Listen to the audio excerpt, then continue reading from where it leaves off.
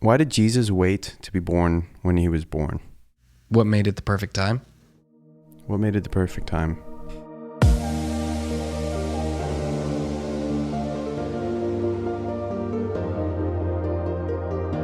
This is the Speak the Unspoken podcast, where we help mission-focused brands unlock their potential. Our goal is to break down barriers holding your organization back and help you make bold decisions in strategy, communication, marketing, and culture. Hosted by Jason Jensen with Pat Padley and J.M. Boyd. We hope you enjoy the show.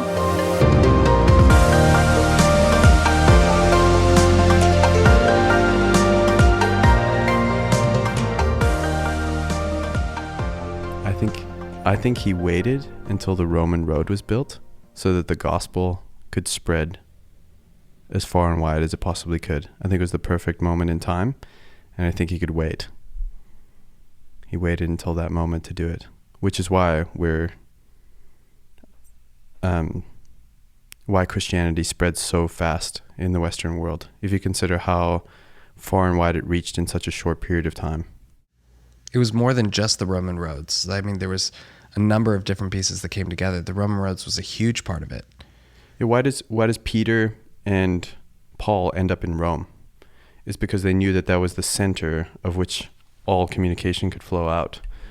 And the other thing is, like, Paul, who goes city to city, always had a strategy. He's like, okay, first I'm going to go to the synagogue, preach it to there, and then I'm going to go to any oratory scenario and I'm going to preach from there. Right. And the strategy is, how do I get the most amount of people to hear what we're saying? And then he says, hey, he tries to relate. The other strategy is like, tries to frame it in a perspective of, hey, that hidden God that you have, that's, that temple that you have, that the faceless God, let me tell you about him. So he kind of leverages things in culture is another way that he used the strategy. So I think, if I think about why he was born at the moment in time when he was born, it was super intentional. Mm-hmm. So do you guys agree with my Jesus comment? It's an interesting thought. I mean, Jesus could have also come now, where you have the internet, True.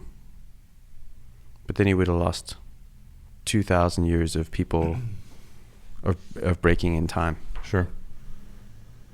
You also had an empire that was primed to, obviously he knew what was going to happen. You had an empire that was ruling that was about to crumble. It was in just a matter of time until the existing rulers sort of started to shatter. So you had the opportunity to have a leadership structure Shift to replace it within a few hundred years. Right. The other thing is, if you consider Greek philosophy, so Aristotle, Socrates, that is just predates Christ, and they have these really fundamental understandings of like natural law that the gospel can be hooks into, that the gospel can use as hooks into the minds of people. And I know there's probably a whole bunch of this is obviously like a thought experiment, because I don't know if those things actually was none of us Jesus' are theologians mind, or philosophers. or if the philosophy and the theology line up. But I think it's an interesting thought of like, oh, God is intentional in whatever he does. So why did Jesus pick that moment in time? Or for me, like I'm listening to you, I'm thinking, like we just got out of Easter, and it's like the cross, the resurrection, the ascension. Like, why isn't God just like wrapping this thing up already? Like, hey, the cross happened, my plan came to fruition with Jesus. Like, battle's been won. Let's just do this. But I think the strategy there is like, there's a call to maturity that like we as Christians aren't ready yet. That there's a process. God is a God of process, and like we're going through a process. Yeah. So, and some of the underlying assumptions is like God is strategic. My kind of going on Easter reflection is, why the cross? And then I started considering, well, he could have died in a lot of other different ways, But the cross seems to be the way in which we can doubt whether God loves us, but if we believe that the cross, death, and resurrection is real, he's eliminated all doubt whether he went far enough in our redemption. It was so brutal, so bad. Like he could have, and this is a morbid thought, but he could have been hung, right? But hanging, you kind of be like, that's, 5 minutes of suffering and then it's over. But no, he went like all out. And I think that's because he knew that in our frail minds, we say, is that enough to account for my sins? I don't think anyone ever goes, I think they should have beat him more, hurt him more, tortured him more in order to have paid for it. It just feels like it was such a massive sacrifice on the physical level, but then also, as we understand emotionally as well, like feeling the abandonment of God or the Father, the separation from the Father and the trauma that would have been taking on all our sin, becoming sin for our sakes. I think that there's also like some strategic thing of me believing that in order to change my heart. Also, a little golden noose hanging around a chain on your neck just doesn't work. Or maybe it's just because sin came into the world by picking fruit from a tree, and so he's going to die on a tree to redeem it. Yeah.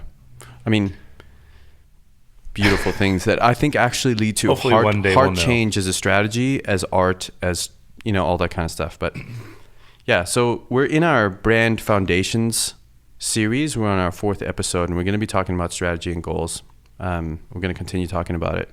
I think it's important to put a definition to what we mean by strategy, or just something that we can frame our ideas around. Pat, you and I have been using this phrase a lot. You kind of introduced it to us, and we've been running this and making sure it is. But why don't you talk about that? The essence of strategy is about making choices. And just before we get into it, I would just encourage anybody who hasn't listened to some of the previous episodes, this is a good chance to either, pause on your podcast app, or you can listen to this episode and go back, but we may reference some stuff from the previous 3 episodes. But yeah, strategy is about making choices, difficult choices. There's always trade-offs when you are deciding sort of a direction to go. In the previous podcast, we talked about Signal Hill and not choosing the $1 million donation to build a center for, pregnant women, and there's a trade-off there, and it worked out well for them. But so strategy is about making choices, and sometimes they're difficult choices. And through this brand foundation series, I think, we're talking about like sort of this building upon the foundation here. And strategy is not a goal. It's not like often we have this wants to kind of jump down to like we need a website, or like to the sort of tactical level, but we kind of have to stay a little bit floating to the top and think through what's the core challenge we're trying to solve, and what are the strategic choices that have to be made, whether it be like a business model, or the way the organization is structured, or the way we communicate, or there's different types of strategy. But overall, strategy is about making clearly defined choices. You said something there that's a great example that I get all the time, which is, I'll often get the question of like, we want to build a website, or we need to do a capital campaign, or whatever it may be. The website's a great one. The first question out the gate is always, well, what are you hoping a website's going to do for you? Because before you have a strategy, you do have to have a goal, right? The easiest thing to do, or sometimes the most direct thing to do, is for us to go straight to the medium. So we go straight to a website, straight to a social media plan. Yep. Yeah, exactly. We need to be on social media or on Facebook or whatever it is, or we need a brochure, whatever the thing is, without stopping and going, okay, what is our end goal here? And then we can actually get into building a strategy, which may include a website, but it may not. Yeah, the other thing I think that's important when I say strategy is about making choices is there's an action that's happening. Strategy isn't passive. Right. It has to have an active component. It's something you do. So, and I think for me, the best place to start is what's the challenge in trying to define sort of the objective. Or the multiple challenges. Yeah. Like what's the thing we're trying to overcome, and then by there putting like a process in place to define a strategy. Yeah. The other thing that I think is good to frame the whole strategic discussion is we are always going to live in a world of finite resources. Some people actually might have enough budget, but not enough, whether it be brain power or expertise or it might be a people limit, but we are always going to be faced with limits. And I think strategy is about making the choices that maximize the limits that we have, if that makes sense. Yeah. The other thing that we have is we have advantages. And so we've been talking about, okay, like who has God called and anointed you to be? And I think that's also about saying, what is our thing that we are great at that we can name and do that? And then figuring out what are the advantages within that we can build upon in order to, in the world, to be a competitive advantage. But what are these spiritual advantages that we have in order to build a kingdom that are going to look very different from somebody else? So instead of reinventing the wheel to try and be exactly like somebody else, what are the things that we can build upon to be effective? And I think one thing that I think about when explaining this is having a good, healthy understanding of the separation between a goal or objective, a strategy, and a tactic. So just to unpack this for a moment.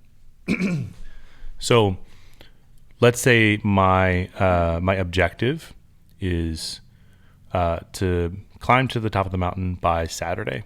So it's specific, it's measurable. There's a end goal. There's like a timeline to it. Here's what I need to do, right? Strategy is really what's the quickest point from A, being on the ground, to B, being to the top of the mountain, right?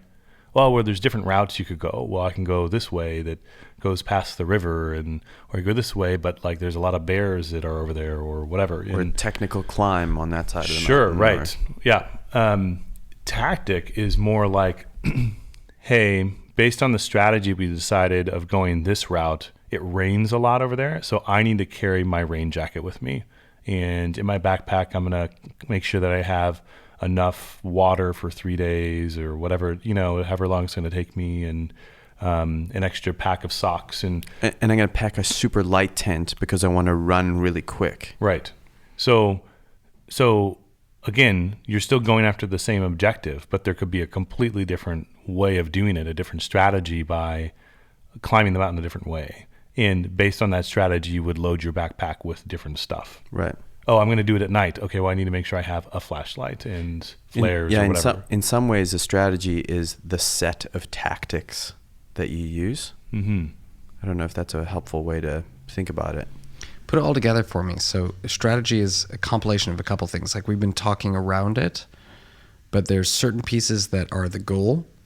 There's certain pieces that are part of a strategy. What are those? What are the definitive pieces of a strategy? So grow our engagement to 1,000 people would be the goal.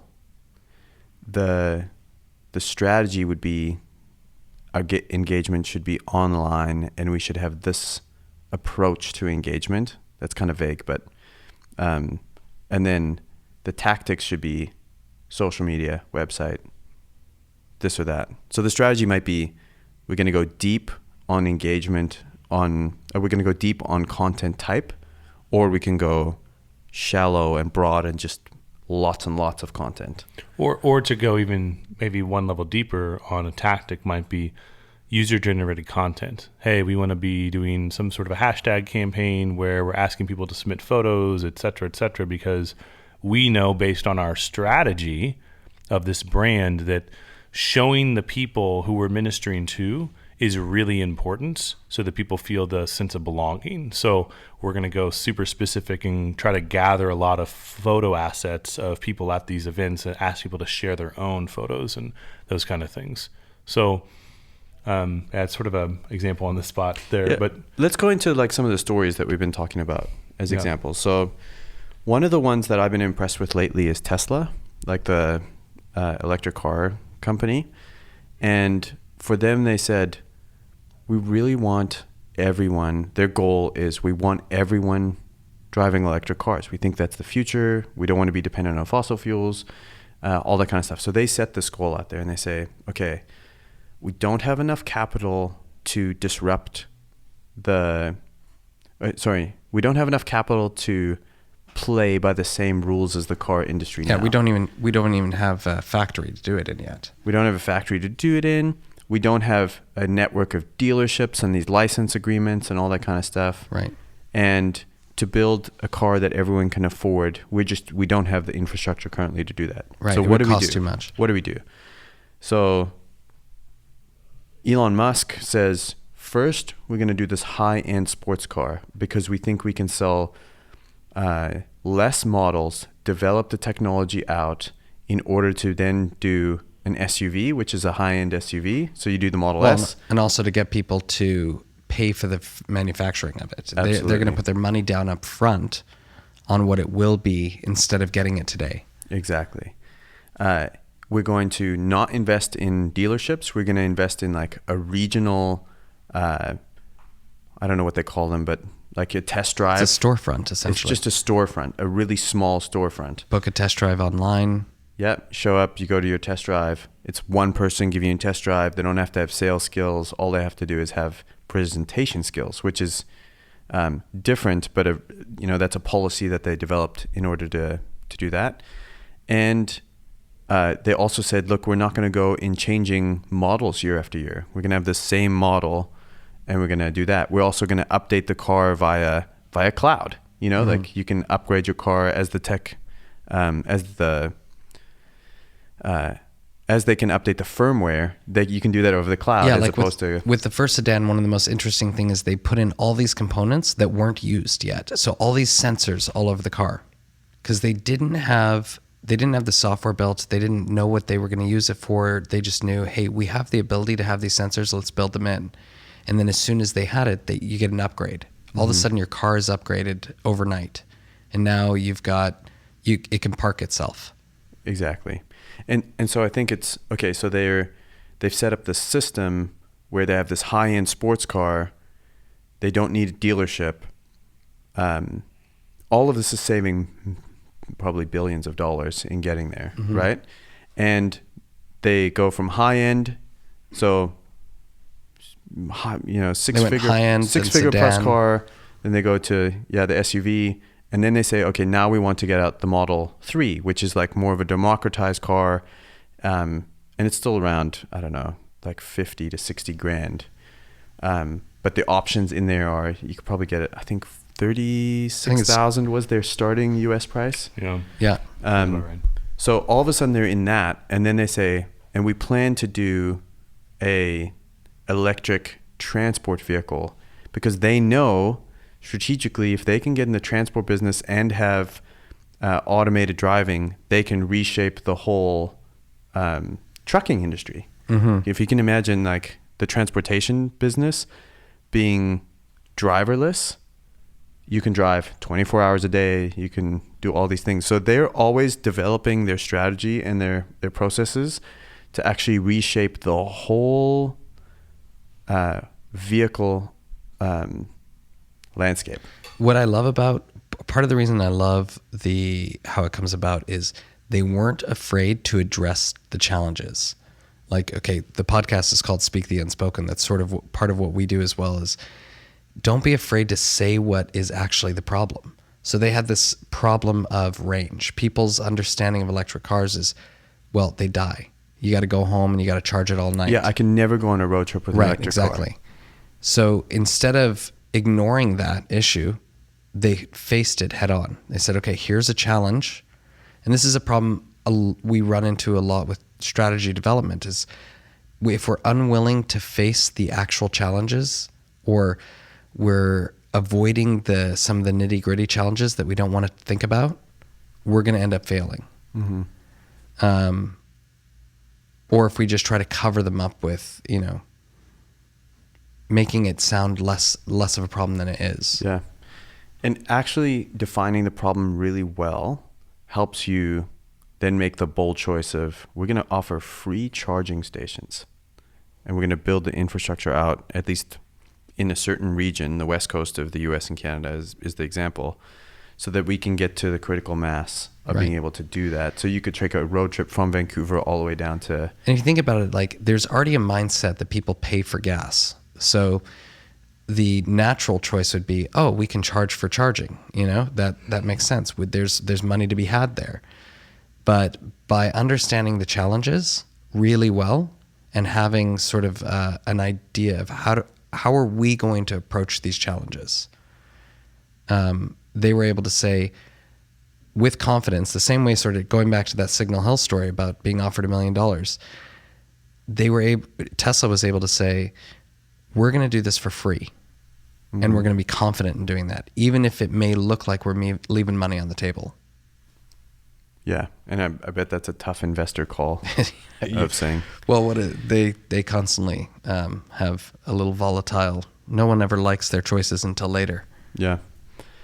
Let's. Yeah. Can I talk about an example? Yeah. Let me pose this question: who do you think is the biggest threat to McDonald's right now? I think they're their biggest threat. Cancer. Yeah. Chick-fil-A makes like $4.4 million per store a year, which is like one of the highest in the fast food industry. I love Chick-fil-A. Like, my family loves Chick-fil-A. And I was doing some reading, and like, why do we think Chick-fil-A is so successful? Like, they aren't open one of the 7 days of the week when all the other chains are like, oh, we're 24/7 or all those things. They sit out of the whole value proposition. Like, they don't have a value menu. You can't buy a chicken sandwich for $1 like you can at McDonald's or whatever. They have like a very clear strategy of good food and service, and like a strategy of growth where they only open, like, I think it's like up to 100 stores a year. Like, so they're very deliberate in growing, even though it's fairly easy. I don't think it's as expensive to open up a franchise of Chick-fil-A as it is McDonald's. McDonald's is pretty expensive. Well, they have a limited menu too. They have a limited menu, yeah. Where you look at like a McDonald's strategy, they've tried to entice people by adding like the McCafe and all the coffee stuff that they have now, and like they're always changing up their burgers to be like this beef thing. And now they're in a competition, like we talked a little while ago, the three of us, about like them versus Wendy's, and like they're kind of like really, they're still the biggest in the market. Like, although I think Subway actually has more stores around the world than any other fast food chain, but there's a deliberate strategy that they're just continuing to go after that positions them almost as this unicorn in the market against everybody. They don't mind the controversial press because they're holding true to their Christian values. And when you think about like my wife with the 2 toddlers and a baby, and wants to go find a place to eat that she doesn't feel completely bad about, like they're fully catering to that person, where it's like, oh, she can get a salad and still give the kids like nuggets. They've got the play area, and like they have these like the simple things of like a bindi straw for kids drinks, and they've got the little plastic thing that they put down, or their kids' toys are kids' books. So like there's a very deliberate strategy in the specific person that they're going after, and that's why like you go to any Chick-fil-A in the States, and like there's this alignment of their core values of who they are, and there's always a line there, but they're always pleasant. They're always you say thanks, and like their number one, like the thing that they are known for is anytime you say thank you, they say, oh, my pleasure. That's like their known thing. So you look at that and you look at the whole industry of fast food or even quick service, like as a whole, they're like dominating this portion. It's interesting that their retail footprint is not as huge as others. They have this core strategy, and all their policies are aligned to that strategy intentionally. Yes. Okay, let me give you an example of how I felt that. Okay, so at some point, if they're not building as many restaurants and they're closed one day of the week, and there's these things like the one issue that I had experienced before with them was if you go to a Chick-fil-A, often there's like a lineup at the drive-thru, but immediately they have a policy where I'm sitting in this lineup, and all of a sudden I notice like 3 people come out from the store with their uniforms on, and they're just coming and placing orders with me at my door with like an iPad. They didn't even have an iPad. They just went back, and they just made it work. It's the freedom to be able to do that because it aligns with their strategy of just like being personable, coming to you, like going out. Like it blew my mind because no one would ever do that, right? Like that's not, you would never see McDonald's do that. They wouldn't have the freedom to do that. They're running within the system. Yeah, where McDonald's strategy, like I once heard in a marketing class, my professor said, if you can come up with an idea that saves McDonald's like 3 seconds in their order, they'll pay you $1 million. Wow. So even when you go to McDonald's, I'm looking at Jason. He probably doesn't go to McDonald's very often. You eat fast food like once a year. Yeah. I just get this hankering for a Big Mac. I don't know where it comes from or whatever, and all of a sudden I have a Big Mac every year. Yeah. But if you go through the drive-thru, they even have the thing now that like the cup pops down and it automatically gets filled with the ice and the drink, and that, somebody developed that idea. But like, yeah, my professor one time said, yeah, even if you could just shave time off, because that's what they care about, is volume and getting you through the line. And sure, accuracy of orders is in there, but it's not about service. That's for sure. Yeah. Yeah. Service is fast. That's their strategy. That's their policy, if you will. Right. And the different, and they're both great strategies because these are both really effective companies, right? But the strategy on Chick-fil-A's is service is personable. And you can see like Starbucks has that too in a different sort of thing, is they have policies that allow them to be totally hospitable. And there's a book called The Starbucks Experience that was written several years ago when they were like kind of blowing up, and it's all about their policies and how they shape for an amazing home, away from home, third space kind of place. Cool. So let's maybe talk a little about how do you see, we talk a lot about discernment as part of this. So I feel like we've talked a lot about business pieces. How does discernment fit into this? Yeah, I feel like we've talked about this before, but I've been in a lot of places where trying to be smart in this faith-based building the kingdom kind of space, smart doesn't feel like it's the answer. And I think if we start to lead with how smart our stuff can be, it doesn't lead to the best outcome. What we're experiencing is if we can ask ourselves and ask for the wisdom, like you find in the book of James in the New Testament, where it's like, if you ask for wisdom and you're confident that you'll get it, you can move forward. And I feel like by looking and discerning what the Holy Spirit has done in an organization through the brand story, through why and all that kind of stuff, that's when you can say, oh, this feels like the right strategy. Let's see what the Spirit is doing. Let's double down on being there. And I do think God is an amazing strategist. And I think that the more we can kind of double down on what he's doing and trying to be in line with that, faithfulness is more effective than smart. That's in my opinion. Mm-hmm. Let's talk about some other stories about how strategy is, what good strategy kind of looks like. And I think I have 2 soccer kind of stories. One is Manchester United, who's my favorite club soccer team. And I think the reason they're my favorite club soccer team is because I grew up in South Africa, and they are known for picking players from different places in the world.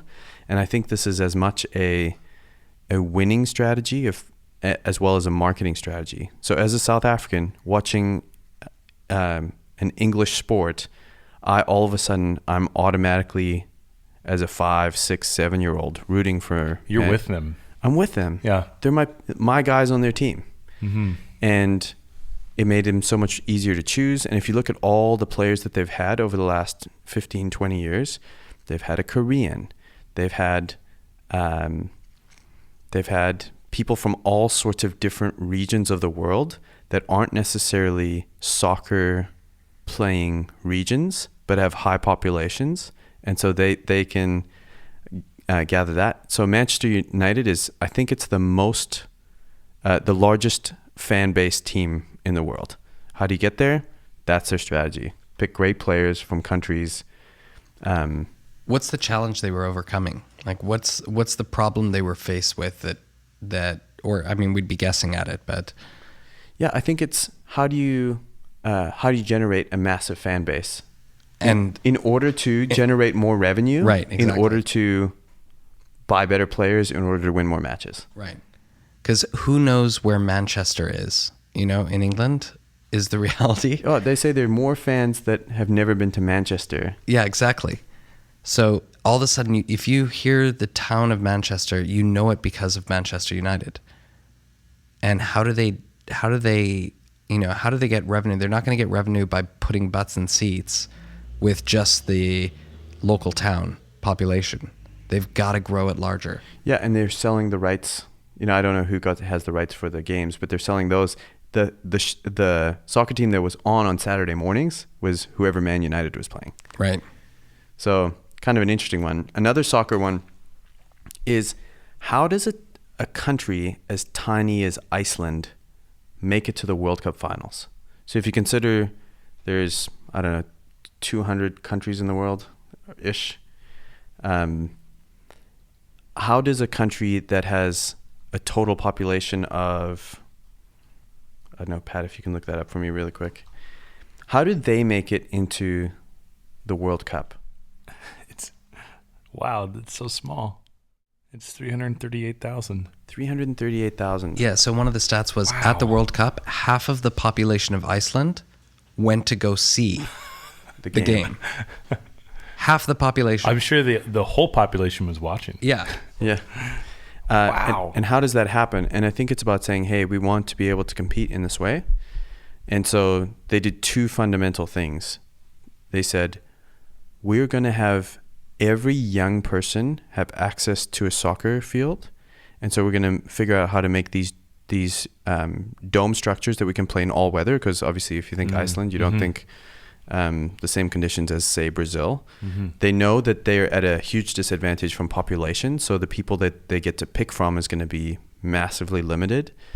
And so they said the other factor is we're going to invest in people getting FIFA certified coaching at a certain level so that we can maximize the talent that we do have.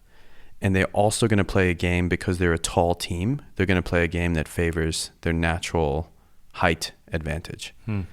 So all of a sudden you have this tiny, tiny nation able to go. They went really, and here's the part where it's like, there must have been some luck involved, but there's also some amazing. They did really well in the European, the Euros, which is held every 4 years. They alternate, and then the World Cup is the other 4 years, and they're 2 years apart. And they made it past the knockout stage in both of those. I think they went to the semis in the Euro Cup. Wow. Okay, it's insane. So one of the other pieces is, so you talked about the dome structure, right? So the ability for everyone to have access to play. Mm-hmm. The other one was, as a country, they began investing in making it cheaper and easier for anyone interested could go get licensed and certified as a coach with UEFA. Mm-hmm. They made it so that you had qualified coaches at every step of the way. Like the guy who was their coach for the Iceland team, I love this story. He's a dentist. Yeah, he's a dentist. And in order to keep his practice, there was like a Kickstarter or GoFundMe campaign where everyone from Iceland pitched in to cover the cost of his practice so he could be their coach. Right. Spend more time doing the coaching. Yeah, I just think if you think of a strategy, you would never think that is even possible. But they invested in the right things in the right way with the resources that they had. They made really good choices. And then when you get into the tactics of it, they didn't just build the domes. They built them specifically right next to schools. So larger population schools, they built those domes right next to the schools, so the kids had an immediate way to play. They were playing in there during the and I think at recess. If I remember correctly, they were open a lot. Yeah, they were constantly I think open. they were 24/7. I can't remember exactly. They were lit but 24/7. Always had accessibility. Anyone could use it. Yeah, it's. They literally went with, how do we get a team into the World Cup, and said, okay, well, first challenge, population. Second challenge, we don't have a culture of soccer. How do we develop a culture of soccer? Okay, how do we develop coaches that know what they're doing? So if we're diagnosing, or not diagnosing the problem, but diagnosing sort of their approach. Guiding policy, Yeah. focus, pure focus, focus on a single objective, aligning all pieces to one thing, an investment. We all love the book, Good Strategy, Bad Strategy. Yeah, great read. Which is a phenomenal read if you haven't. It'll change your thinking, your perspective on what strategy is. And one of the things I talk about is focus as a competitive advantage, particularly if you're in a market where you're the small player in a bigger market, like focusing all of your efforts so that you can deliver more value than, say, like a bigger player, because you have the sustained focus and momentum towards a single objective. Yeah. It's a really good example. Yeah. I can't believe he's a dentist too. That's hilarious. Oh yeah. Yeah. Yeah, I think the other thing is, if we're looking at what are the principles that we're kind of unlocking in the example so far, is they're defining the problem, they're using a time frame, they're developing policies that support that along the way, and they're figuring out who has to be there, like what the team is, in order to execute the strategy really well. And they're managing, like they're doing a change management plan as well. Like, oh, we're going to shift this whole thing. How do we make sure that people are how do we change the culture of soccer in our country? Okay, there's a change management there, because we can't just build these things and expect stuff. We're going to have these supporting elements that kind of filter through that. Another interesting example is, let's talk about streaming services, or how do you win this whole thing? And I remember going into Blockbuster and You just dated yourself. Yeah. I remember Blockbuster too. Yeah, so. I think a lot of people did. Yeah. I used to keep my card for a while because I thought it was so cool. The like old laminated thing. Yeah. I still have my card. Still have one. Do you really? Yeah. As a piece of ID that proves my age. if you have one with your name on it, then you're a certain age. No, but this idea of like Blockbuster had so much market share, and their strategy was to remain in the physical brick and mortar, even though technology was shifting. And that when Netflix came in, Netflix used to just be a mail-in. Yeah, they mailed in DVDs. Yeah, and it's like, oh, I got my 3 DVD tier, or your 1 DVD, and then you send it back and you get the next one, and you just keep watching that way.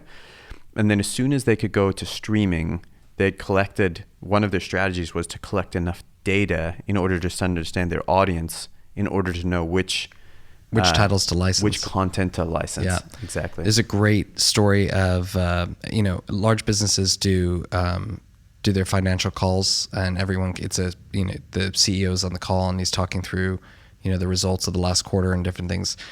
And Netflix and their small team at the time would listen into Blockbuster's call. And one of the questions from the analysts was, are you afraid of, what are you worried about? Are you worried about Netflix, taking over some of your market share? And their response was just, they had no idea they were, they're not even a blip in our radar. Like the CEO of Blockbuster went on a rampage of how we don't even care about them. We're not even worried about them. They're nothing. It's a gimmick. And at the time, Netflix was just going, oh, they have no idea. Like, because their plan was never to stay with DVDs. Their plan was to wait until technology was ready and gather data. And they realized at that point, we got to keep quiet because they have no idea we're coming after them. Right. The crazy thing about Netflix and Blockbuster is that in 2000, I actually don't think a lot of people know this. Netflix went to Blockbuster and said, hey, how about we partner and we just run your online business? Yep. Wow. Yeah. And they got like laughed out of the room. Wow. And they're, and so like, and then what, like 2010, I think, or something around there is like when Blockbuster went bankrupt, like 10 years later, and Netflix is like a 30 million, well, it's probably more now, part of the problem, $1 billion company. Sorry, let me jump in. Sure. I think the other thing that we're trying to highlight here is that strategy has to continue to evolve, or it has to be continually looked at. It's not something like we've been talking about brand foundations, and there are things that like your why should lock into place forever. But your strategy should be constantly adjusting as you look at the world and discern what's happening.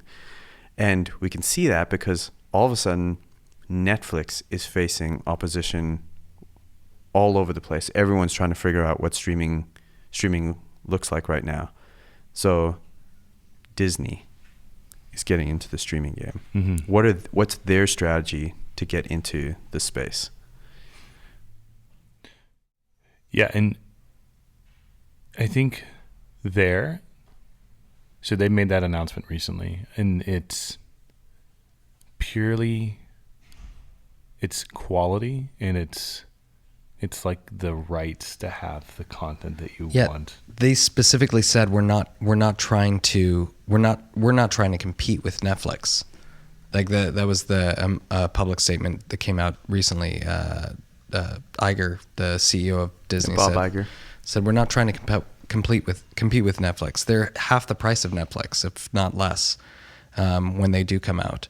They have a fraction of the titles. They have 1/3 the content in television, and 1/3 the content in movies, and 1/8 the content in television series compared to what Netflix has right now. They're not trying to compete. They're just trying to say, this is the quality. You don't have to worry about all these other things. It's all good quality. Even if you look at like when they showed how they were going to present the content, it's around studios. So you have Marvel and everything around Marvel.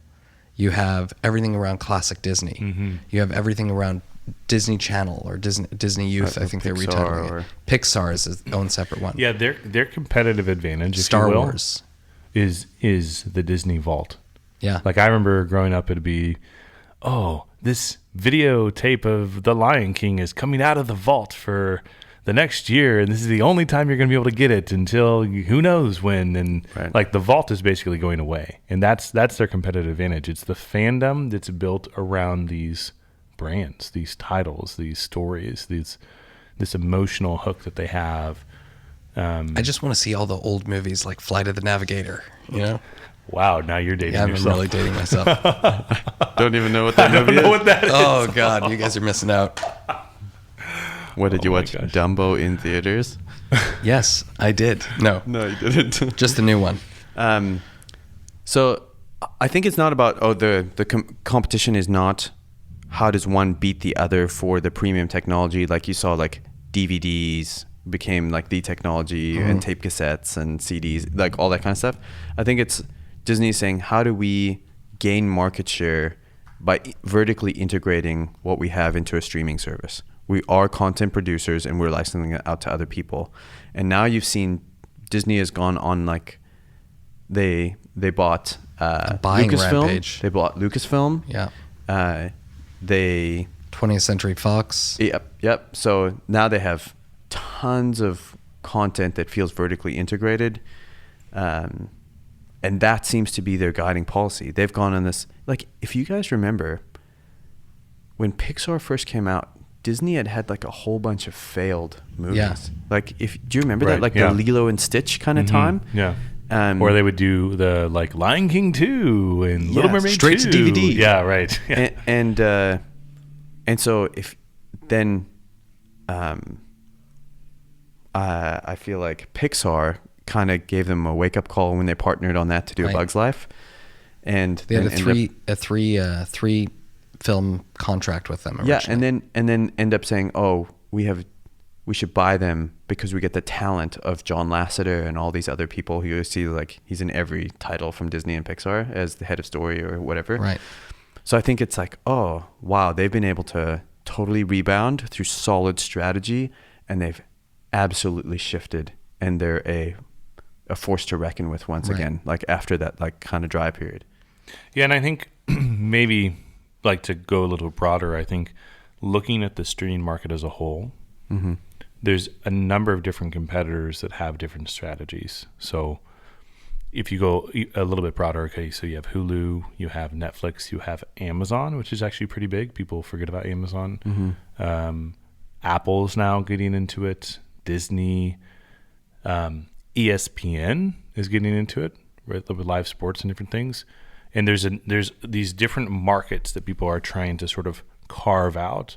Disney's has all been around that acquisition strategy, not even so much because they want the production assets of 20th Century Fox when they bought them. It was purely for streaming rights.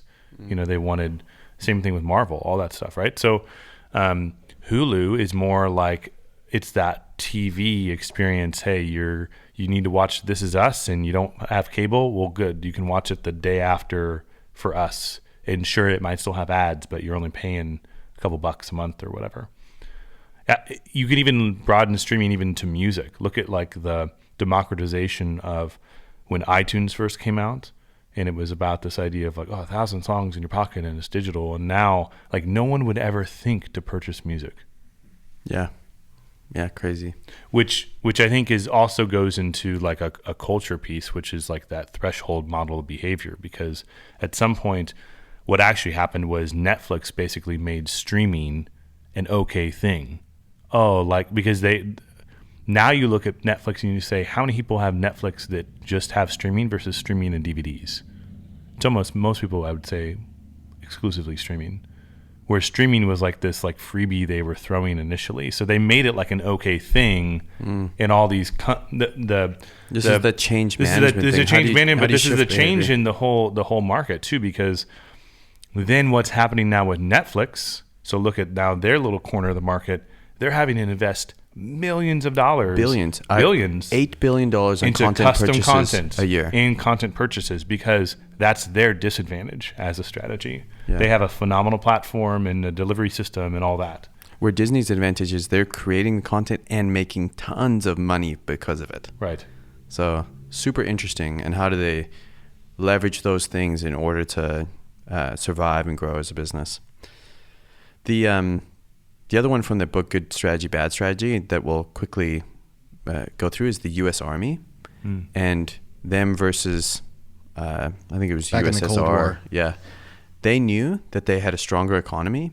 And so their strategy, one of the core parts of their strategy, which is strategy is kind of, it has to be simply understood. So this is another principle. And the simple understanding of one of the strategic advantages that the U.S. had, they could spend more money.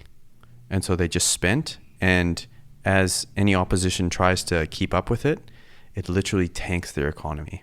And so there's a national advantage in that way, in which they can just outspend their opposition because it's something that they have that they can leverage over their competition. Right. We, as the U.S., we built all of these weapons, all of these ships, all of these airplanes. We spent so much money in that.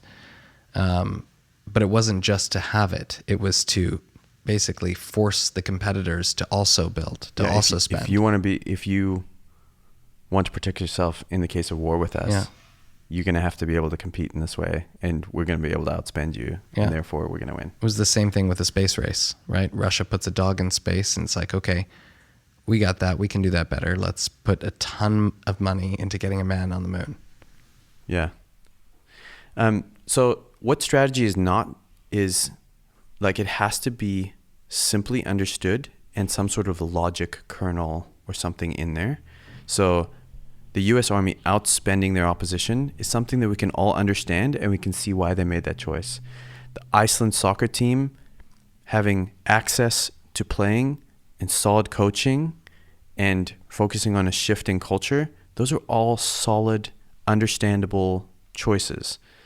And I think that oftentimes strategy can feel like fluff, or it can feel like just a sort of a intangible kind of goal, or it can get really complicated and it'll take you half an hour to explain just it. a bunch of inflated words. Right, exactly. Yeah. And let me call this out, is that the word strategy itself gets added on to so many things now. And we're at fault for it too. Like we'll say, we'll use the word strategy but forget what its core tangible meaning is. Yeah, there's an arms race Right. on language, and strategy is one where it's like it's still got a lot of charge to it if you throw it on something. Right. So, but let's talk about fluff for a second, because this is where you see a lot of strategy going awry. Is they're not looking at challenges, they're not looking at the policies they're putting into place to address the challenges. They're not putting together an actionable plan. They're literally covering it up with fluff, words, And this is where or examples. Yeah, strategy can sound really smart, Yes. and I feel like it can lose its faithfulness. Yeah. Yeah, I think another one is when it's like you're just overcomplicating things, where it's like list of action steps, 1A, 1B, 1C. Like, and it's like, is that actually what you need versus just maybe 3? Right. And you'll have like, okay, then 2A, 2B, 2B, 2C. Right. And it's like this long list of things to do versus actually addressing the challenge. I think that's actually where most bad strategy happens, is you just don't address the challenge. Right. The actual, the hurdle, like the speak the unspoken in the room. What's the thing that you've got to pass through? Don't make the choices. Yes. Yeah. Yeah. And you're doing that generally out of some kind of fear, right? It's like a fear to even want to call it out, or a fear of having to actually get into the subject.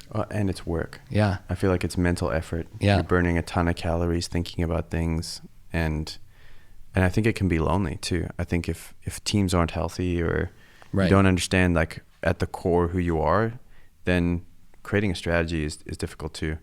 And I think let's wrap this episode up. The big thing for me is we talked about, Netflix, Blockbuster, Disney, those streaming services. And we talked about all these things. Strategy is evolving. And I think we need to think as people who are building the kingdom, we have to understand that the context in which we used to win has totally changed. And my prayer and my hope for anyone listening to this podcast is to see, hey, things have shifted.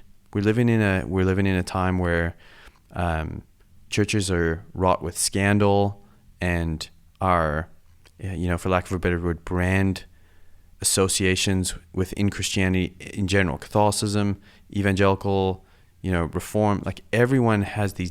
We're dealing with a culture who can't see Christianity for the good that's within it. We only see the fringe cases that are celebrated by media and things like that.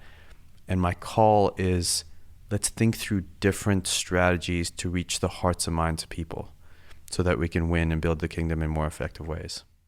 Hey everyone, thanks for listening. If you like the show, you can subscribe and learn more on our website, glasscanvas.io. We're so grateful that you could join us. To everyone out there working hard to build the kingdom, keep doing work that matters. This show is produced by Gareth Alexander with music by Jonathan Velasquez. Curious about any examples or resources discussed on the show? Check out the show notes for more info.